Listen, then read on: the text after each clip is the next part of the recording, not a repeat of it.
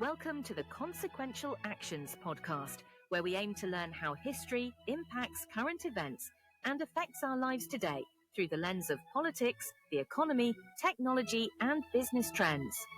I may be an AI, but your host, well, he is not artificial in any way. Here is Jeff Kellick.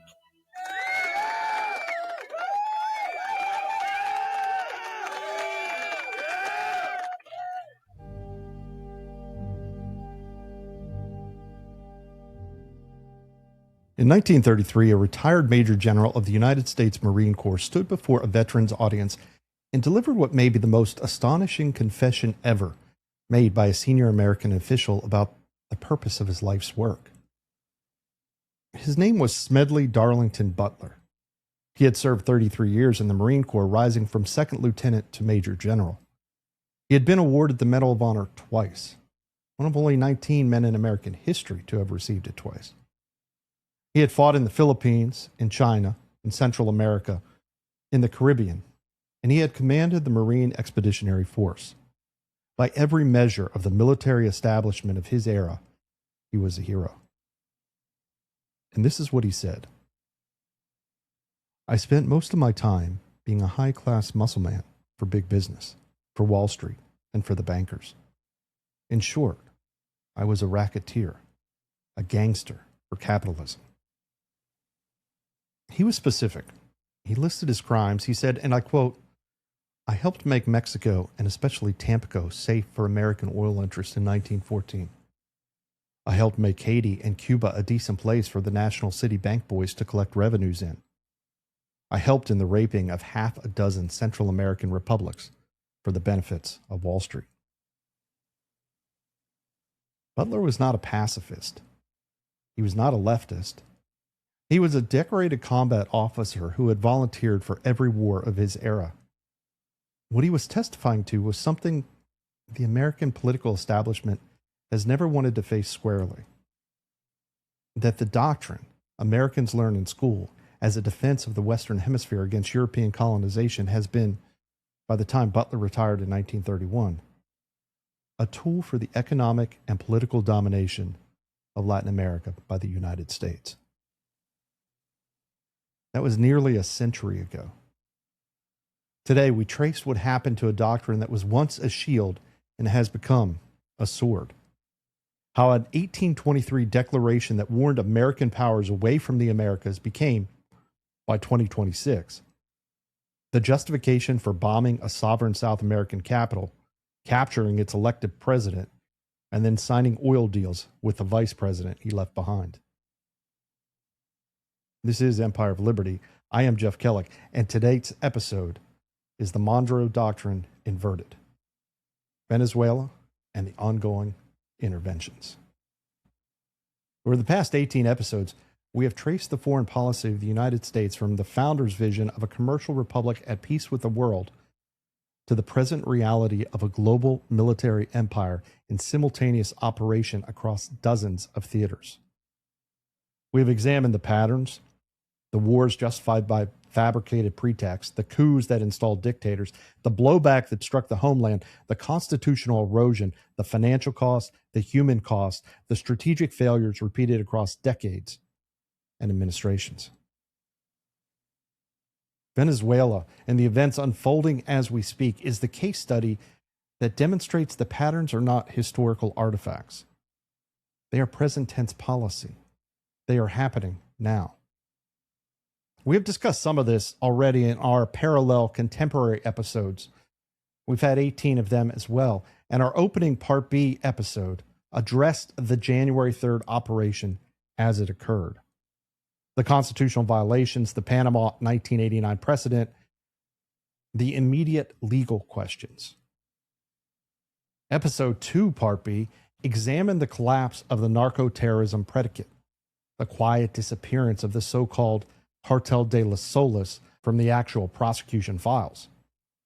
Episode 9, Part B, situated Venezuela as the template being applied to Iran, Cuba, and Gaza. Regime modification with compliant successors, made possible by the precedent Operation Absolute Resolve established. I will not retrace all of those headlines today. These episodes exist on YouTube, What I want to do in this episode is something different. I want to track the longer arc, the 200 years from James Monroe's original doctrine to its modern inversion to the Monroe Corollary. And finally, the simultaneous empire, because Venezuela is not alone. The United States is currently conducting active military operations on 6 continents. And the Venezuela case is simply the one that was visible for 48 hours this January before the news moved on. If you are new to the series, welcome. The full arc is available on our Substack at consequentialactions.com and on our YouTube channel at Consequential Actions Podcast. This episode assumes the framework we had built across 18 prior installments. Some of what follows will be familiar within that outline. The purpose is to see the pattern as a whole and to understand that choice between republic and empire, a choice the founders believed they had made distinctly, but in actuality remains undecided and is being made again every day by people whose names will appear in the history books, not yet written. Let us begin.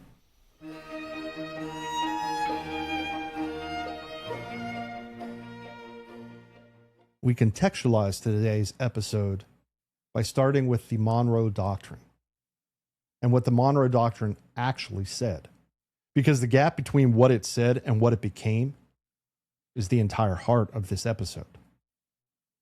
On December 2nd, 1823, President James Monroe delivered his annual message to Congress. The message covered many topics, the usual survey of the State of the Union that presidents of that era were expected to provide. But embedded within it were several paragraphs that would become, in retrospect, one of the most consequential statements of American foreign policy in the 19th century. The historical context matters. In 1823, the Spanish Empire in the Americas was collapsing. Beginning in 1808, revolutionary movements had swept through Latin America. And by 1823, most of Central and South America, Mexico, Colombia, Venezuela, Ecuador, Peru, Bolivia, Argentina, Chile, Brazil, had declared independence from Spain and Portugal. These were new republics, fragile, experimenting with forms of government. And the European powers, particularly the Holy Alliance of Russia, Austria, and Prussia, with France as an occasional participant, were openly discussing the possibility of military intervention to restore the Spanish colonies to Spanish rule. In 1822, French troops had invaded Spain itself to restore the Bourbon monarchy. The fear in Washington and London was that the same logic would be extended across the Atlantic, that French or Russian armies would arrive on the shores of Mexico or Venezuela to reimpose European colonialism. That was the context. Monroe's doctrine was a response to that specific threat. And here's what Monroe said, and I quote him directly. "The American continents, by the free and independent condition which they have assumed and maintain, are henceforth not to be considered as subjects for future colonization by any European powers." That was the operative claim. Not that the United States would intervene in Latin America, not that Washington claimed authority over the hemisphere. The claim was defensive, a warning to Europe that the age of European colonization in the Americas was over. The doctrine contained another principle that is almost never quoted in contemporary discussions: the corresponding American commitment not to meddle in European affairs. Monroe wrote, and again I quote, "In the wars of European powers, in matters relating to themselves, we have never taken any part, nor does it comport with our policy to do so." Reciprocity. Europe stays out of the Americas, America stays out of Europe. That was the original framework. And then critically, the doctrine contained this language regarding the new Latin American republics themselves. And I quote once more, "With the existing colonies or dependencies of any European power, we have not interfered and shall not interfere. But with the governments who have declared their independence and maintained it, and whose independence we have, on great consideration and on just principles, acknowledged, We could not view any interposition for the purpose of oppressing them or controlling or in any other manner their destiny by any European power in any other light than as the manifestation of an unfriendly disposition toward the United States. I'll leave those words on the screen so you can read them more carefully. The oppression Monroe warned against was oppression by European powers. The interposition he warned against was European interposition. The control he denied was European control. He did not claim the right for the United States to do any of those things. John Quincy Adams, Monroe's Secretary of State and the principal drafter of the doctrine, had written a famous passage 4 years earlier that captures the spirit in which the doctrine was intended. Adams wrote that America goes not abroad in search of monsters to destroy. She is the well-wisher to the freedom and independence of all. She is the champion and vindicator only of her own. She is the well-wisher to the freedom and independence of all. She is the champion and vindicator only of her own. That is the doctrine as it was conceived, a shield for the Western Hemisphere against European colonization, a commitment to non-interference in European affairs, an acknowledgement of Latin American sovereignty, and a renunciation. Adams is explicit on this point, of any American mission to impose its system by force on others. What happened to that doctrine is the subject of the next 200 years and the remainder of this episode.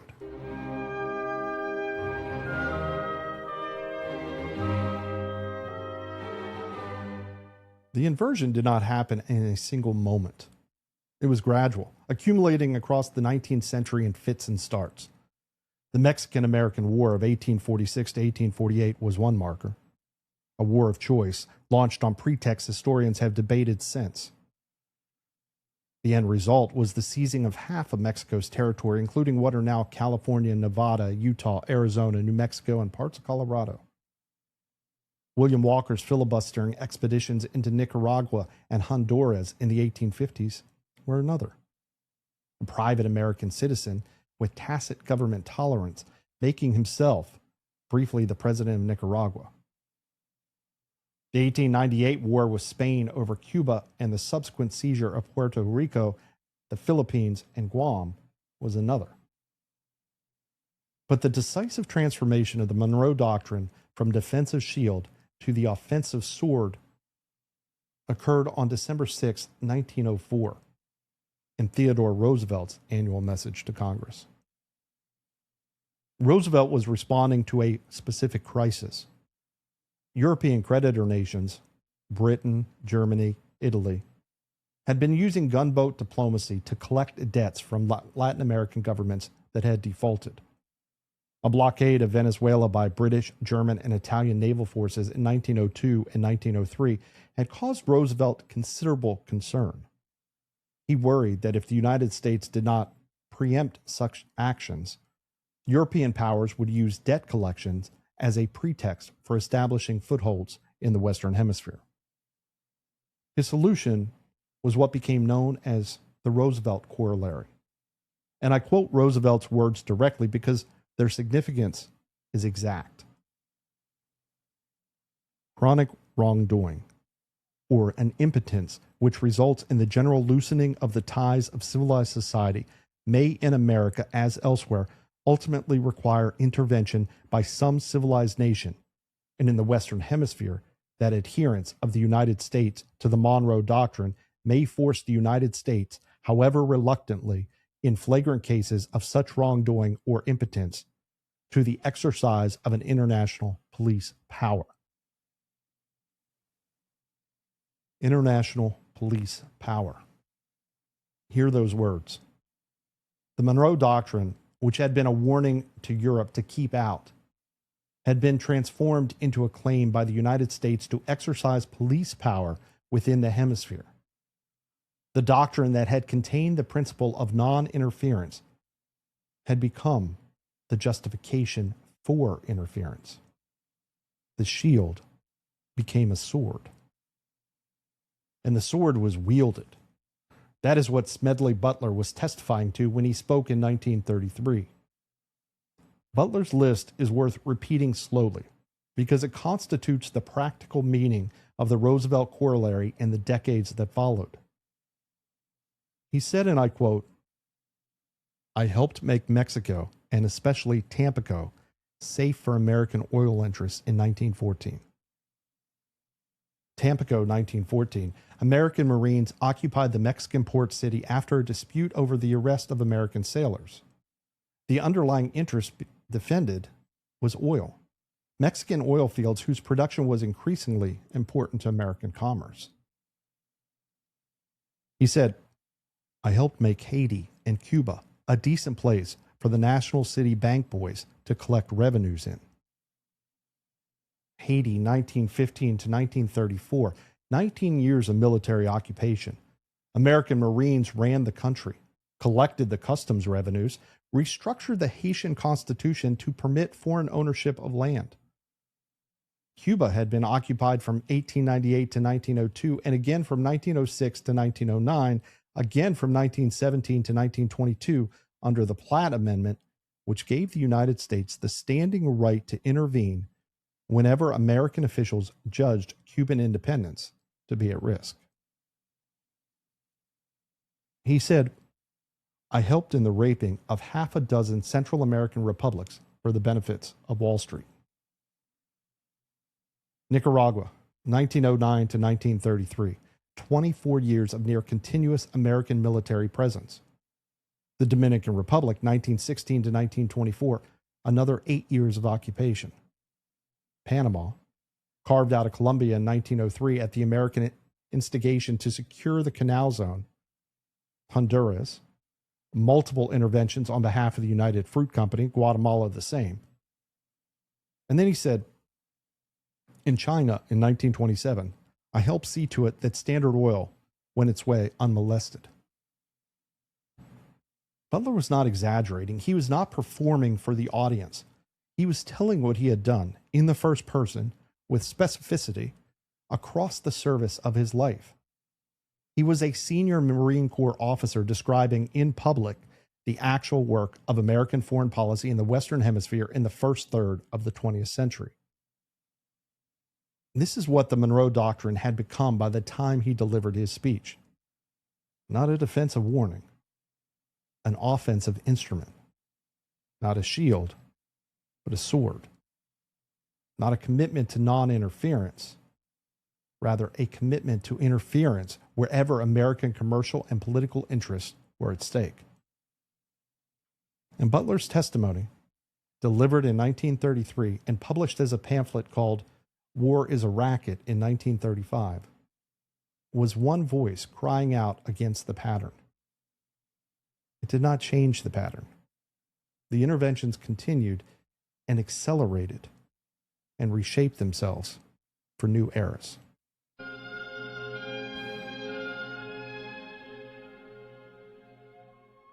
The Cold War gave the pattern a new vocabulary. Communism replaced European monarchy as the justifying threat.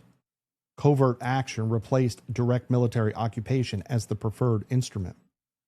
The Central Intelligence Agency, established in 1947, became the principal operational arm.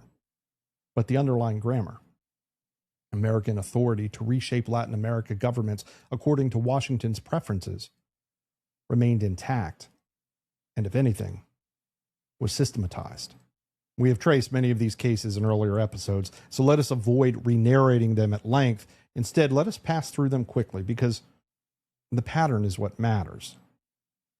Guatemala, 1954. Episode 10 treated this at length. A democratically elected reformist government under Jacarbo Arbenz attempted agricultural reforms that would have affected the land holdings of United Fruit Company.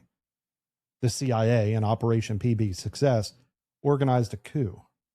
Arbenz was replaced by a military officer, Carlos Castillo Armas. The reforms were reversed. The subsequent Guatemalan Civil War, which lasted 36 years, killed approximately 200,000 people, most of them indigenous Mayan civilians, killed by successive American-backed military governments. Cuba, the full arc. The Cuban Revolution of 1959 brought Fidel Castro to power. The Eisenhower administration responded with the trade embargo in 1960. The Bay of Pigs invasion under Kennedy in 1961 failed catastrophically. The Cuban Missile Crisis of 1962 brought the world to the brink of nuclear war. Operation Mongoose, a CIA assassination program against Castro, extended through multiple administrations with documented participation by organized crime figures. The Castro brothers outlasted 10 American presidents. The embargo is now in its 66th year. The regime remains in place. Miguel Diaz-Canel governs today, having succeeded Raul Castro, who succeeded Fidel.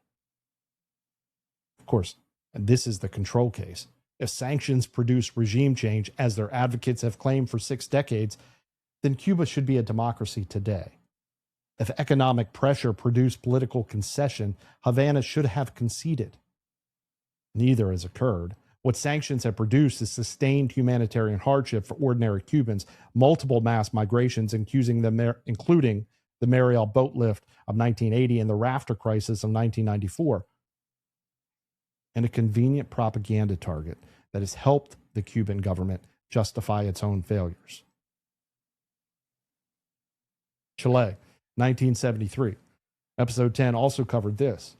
Salvador Allende, a democratically elected socialist, was overthrown in a CIA-supported coup on September 11th. Augusto Pinochet ruled for 17 years. Thousands were killed. Tens of thousands were tortured. The Chicago Boys, economists trained at the University of Chicago under Milton Friedman, implemented free market reforms while the political system remained a dictatorship.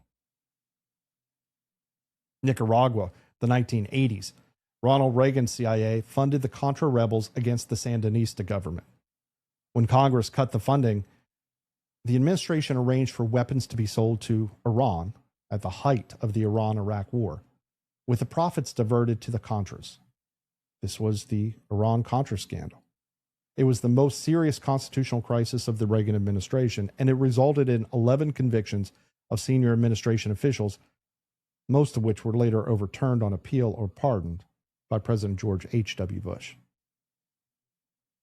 Panama, 1989, George H.W. Bush launched Operation Just Cause to arrest Manuel Noriega, who, and this is important, had been a paid CIA asset for much of his rise to power. Noriega knew too much about American operations in Central America. When he became inconvenient, he was removed. The invasion killed hundreds of Panamanian citizens. Noriega was flown to Miami and convicted on drug charges. And Panama 1989 is the precedent that Operation Absolute Resolve explicitly invoked. When American forces captured Nicolas Maduro in January of this year and flew him to New York for drug charges, the template was 37 years old. The difference was mainly one of scale and speed. Panama took days.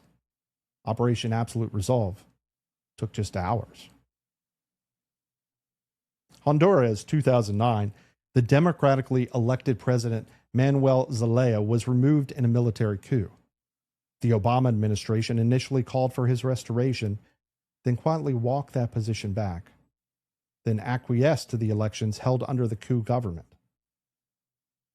This was the bipartisan proof, the same pattern continuing under a Democratic administration that had campaigned on a different foreign policy. Bolivia, 2019, Evo Morales, the first indigenous president of Bolivia, was removed in what the Organization of American States initially characterized as a legitimate electoral action, but which subsequent analysis of the voting data challenged. The interim government under Jeanine Áñez ruled for approximately a year before the Movement for Socialism Party returned to power. The episode was contested at the time and remains contested. What was not contested was that the American government welcomed the transition while Morales was in office and distanced itself when Morales returned. The catalog would continue. The pattern is the catalog. Every major Latin American country has, at some point in the last century, been subjected to American covert action, open intervention, coup support, sanctions, or some combination of those instruments. Every one. The authority claimed is the Monroe Doctrine as transformed by Theodore Roosevelt's Corollary. The purpose claimed is stability, democracy, the rule of law. The actual results have been documented by historians, by declassified CIA records, by congressional investigations, and by journalists working on decade-long timelines. The architect of these operations have faced, almost without exception, no personal consequences. The officials who ran Operation PB Success against Arbenz were promoted. The officials who ran the Chilean operation against Allende served in subsequent administrations. Oliver North, convicted in Iran-Contra, became a television commentator. The people who lost their lives, and the number is in the hundreds of thousands across the region, across the decades, were Guatemalans, Chileans, Nicaraguans, Salvadorians, Honduras, Panamanians. Their names are not known. Their families are not consulted. Their countries remember. Washington apparently does not.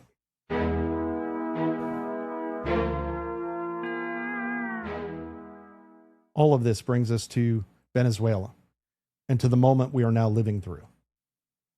I'm not going to retread Operation Absolute Resolve details. Our first episode, Part B, covered the constitutional questions the day it happened. And Episode 2, Part B, as I said, examined how the narco-terrorism predicate dissolved in the actual prosecution filings. Episode 9, Part B, situated the Venezuelan operation as the template being applied to Iran, Cuba, and Gaza. What we should do today is place Venezuela in the long arc we have just traced, and to make clear what is and is not new. What is not new is the Venezuelan case itself. Hugo Chavez won the Venezuelan presidency in 1998. The American response pattern activated almost immediately. Chavez used oil revenues for social programs. He nationalized sectors of the economy.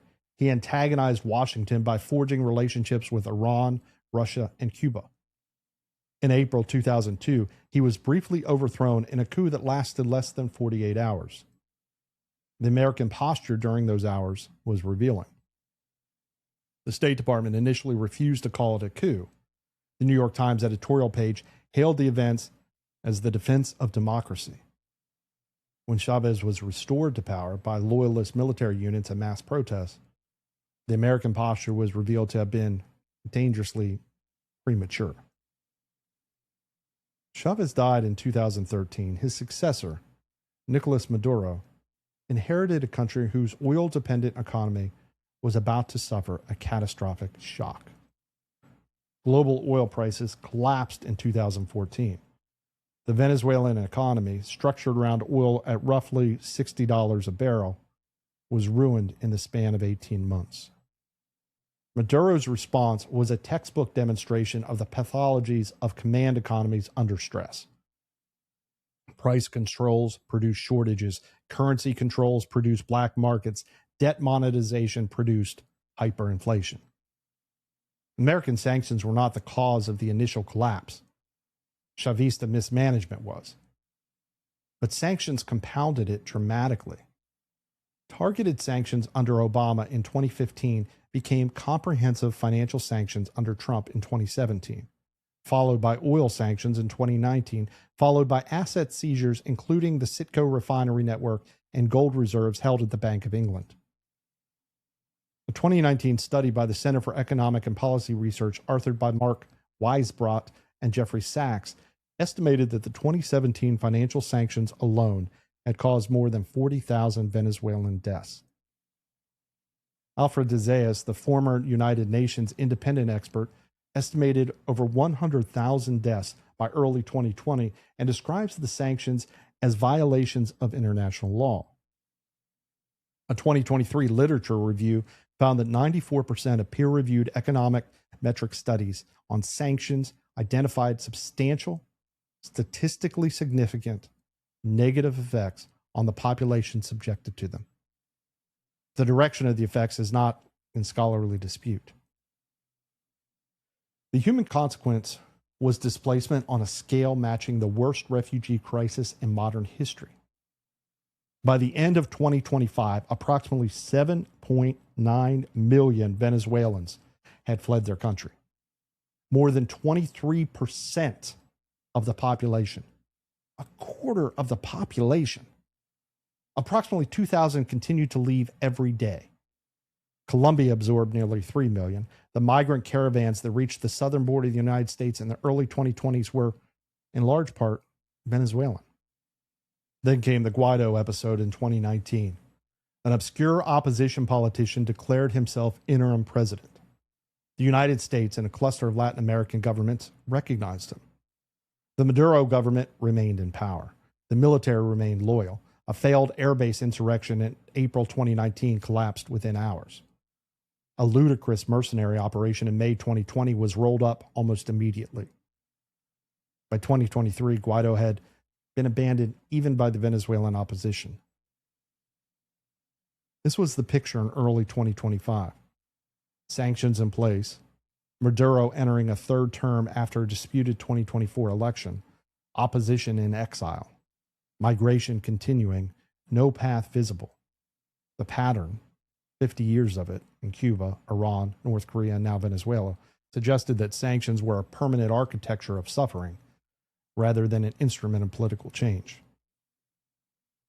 What was new, what Operation Absolute Resolve represented, was the willingness to apply the Panama 1989 template to a country 21 times Panama's size, against the sitting president of a continental South American nation in hours rather than days, and then to execute it. More than 200 American Special Operations Forces surged through Caracas on January 3rd. Explosions ripped through Puerto Tijuana, Venezuela's largest military complex. The CIA had been inside the country for months, building what the military calls a pattern of life on the Venezuelan president. Delta Force had rehearsed the operation at a mock-up of Maduro's safe house. He was captured. His wife was captured. They were flown to New York. The vice president, Delcy Rodriguez, was sworn in by the Supreme Court of the regime the United States had just decapitated. Within 10 days, President Trump had met at the White House with oil company executives to discuss a $100 billion investment program. By February 11th, Secretary Rubio was describing a formal arrangement with the Rodriguez government under which Venezuelan oil revenue would flow into a blocked account that Washington would control. By mid-April, Chevron was signing expansion deals with the Orinoco Belt. Shell was preparing its own. Trump said in a statement that it would receive less attention than it deserves, that access to Venezuelan oil had been a major reason for the attack. 2 months later, on two separate occasions, he suggested that Venezuela might eventually be included as the 51st state, including a tweet he just posted this week on his Truth Social platform, and then the White House reposted on X. Let me underline what just has occurred. The sitting head of state of a sovereign South American nation was removed by a military force. The government that replaced him was installed by the same constitutional process that had installed him and is now working with the United States in an arrangement that treats Venezuelan oil revenues as a resource Washington controls. American corporations are returning to the country, and the President of the United States has mused, apparently somewhat seriously, about eventual annexation. Smedley Butler, listening from wherever decoration generals go after they pass on, would have recognized this. But Venezuela is not the whole story. Venezuela was the story that was visible. The empire that runs Venezuela is running simultaneously in other theaters, and most of those theaters receive no American public attention at all. Consider what is happening as I record this episode. In Somalia, the United States Africa Command conducted airstrikes on January 15th, 18th, 21st, and 30th, on February 3rd, 9th, and 10th, on March 8th, 11th, 16th, 18th, 19th, 27th. I'm reading from AFRICOM's own press releases. The justifying authority is the 2001 authorization for use of military force. The AUMF, as we know, was designed for those responsible for the September 11th attacks. The AUMF is now 24 years old. The groups being struck, Al-Shabaab, ISIS Somalia, did not exist when the AUMF was passed. Most Americans have no idea these operations are occurring. In Ecuador, American military forces launched joint operations with the Ecuadorian security forces on March 3rd against what the administration labels designated terrorist organizations. This is despite Ecuadorian voters having rejected in November 2025 a constitutional amendment that would have permitted foreign military bases. An American-supported strike on March 6th, according to the New York Times reporting, targeted a compound believed to house FARC dissidents and actually destroyed a dairy farm. In Syria, approximately 900 American troops remain deployed at Al-Tanf and in the northeastern oil fields. The Assad government fell in December 2024 to a jihadist-led coalition. The mission is undefined. The authorization is either the 2001 AUMF or the 2002 Iraq AUMF, both stretched entirely beyond recognition. And as an aside, the Syrian government, now run by an Al-Qaeda offshoot. If we want to talk about entities that the 2001 AUMF is actually designed to go against, it would of course be Al-Qaeda. And now our troops are in bed with Al-Qaeda in Syria. In Iraq, approximately 2,500 American troops remain at bases including Al-Assad and Al-Hara. The Iraqi parliament voted in 2020 to expel them. The vote was ignored.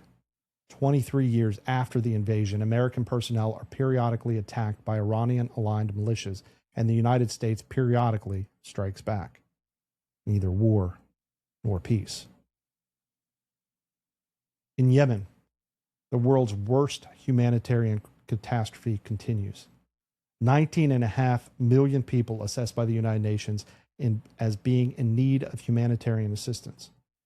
83% of the population in poverty.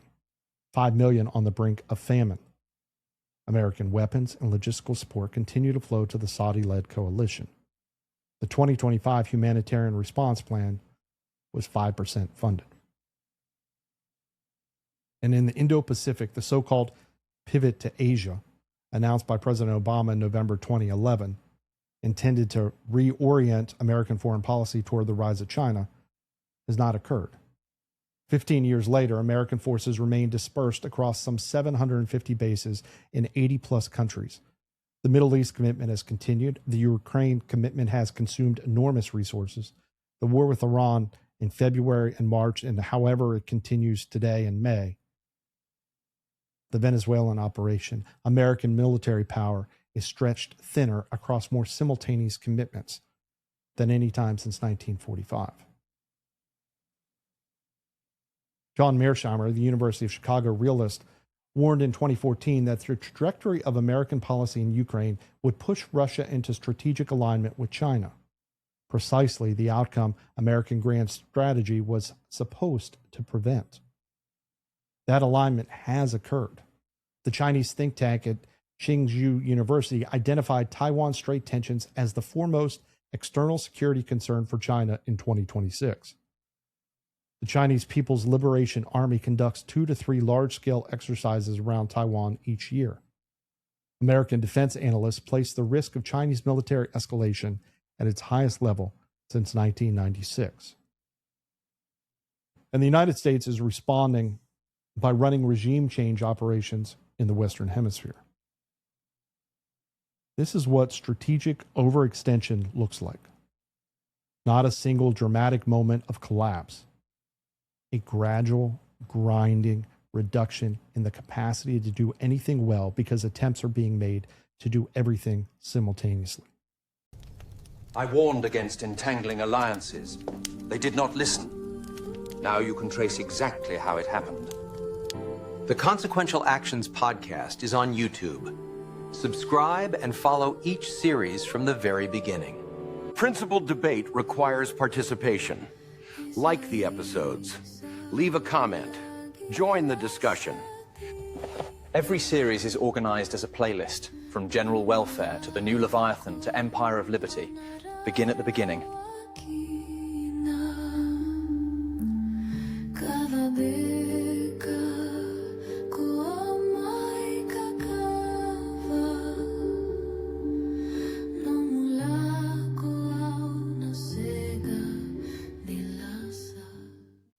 Let's close this episode by returning to where we began. Smedley Butler's confession in 1933 did not change American foreign policy.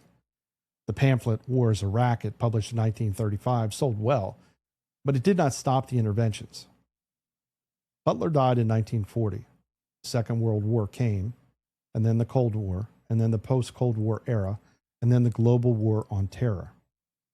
The pattern he described continued and refined itself until we got to present day. The question this series has asked since Article 1 is whether there is a path back, whether the republic Washington, Jefferson, and Adams designed, a commercial republic at peace with the world, husbanding its strength through non-entanglement, can be recovered from the wreckage of the imperial century. The evidence is mixed. Some of the architecture once built is difficult to dismantle.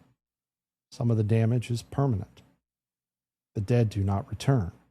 The displaced do not unflee. The constitutional erosion does not reverse itself automatically. But some of the architecture is contingent. Sanctions can be lifted. Troops can be brought home. Bases can be closed. Alliances can be renegotiated. The congressional war power, if it's ever to be restored, will be restored by specific congressional votes. Votes unlike the 52-47 rebuke the Senate delivered on January 8th, before the same body reversed itself a week later by a vote of 51-49. 3 votes shifted, 2 senators reversed. The authority of Congress over the war-making power of the United States currently hangs on that margin. A vote just 2 days ago, 50-49, confirmed that. The choice is still open. The patterns traced in this series are not destiny. They are the accumulated results of decisions made by specific people in specific offices at specific times. Decisions that could have been made differently and can, in principle, be made differently again. Monroe's original doctrine contained the seed of a different future. A hemispheric order based on mutual non-interference, a republic among republics, a commercial relationship rather than a dominion. That is not the path American policy took, but the fact that it was conceivable in 1823 demonstrates that it is conceivable now. The empire does not rest. It rotates attention from theater to theater. It produces its own justifications, consumes its own young, and entrenches its own beneficiaries. It will continue on its current trajectory until it is consciously stopped. Article 20, which I will address in the next episode, is the conclusion of this series. It will ask what the founders' vision, peace, commerce, and honest friendship with all nations, entangling alliances with none, would require in the second quarter of the 21st century. Whether the wisdom they gave us, updated for a nuclear age and a globalized economy and a world of regional powers, can still guide us. Butler saw the pattern a century ago. He tried to warn us. The warning was not heeded. Whether the warning we are trying to deliver now will be heeded, that depends on all of us.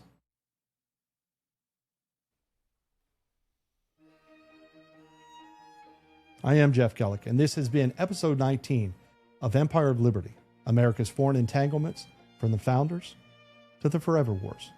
on the Consequential Actions podcast. If you have enjoyed this episode and want to follow the series, please subscribe to our Substack page at consequentialactions.com. Here you'll find all written articles as well as our previous series on the General Welfare Clause and the New Leviathan. Subscribe to our YouTube channel at Consequential Actions Podcast for video versions of all podcast episodes, and follow me on X at @JKellick for updates, discussions, and announcements. We continue to post articles and welcome your participation. Till next time, have a great day.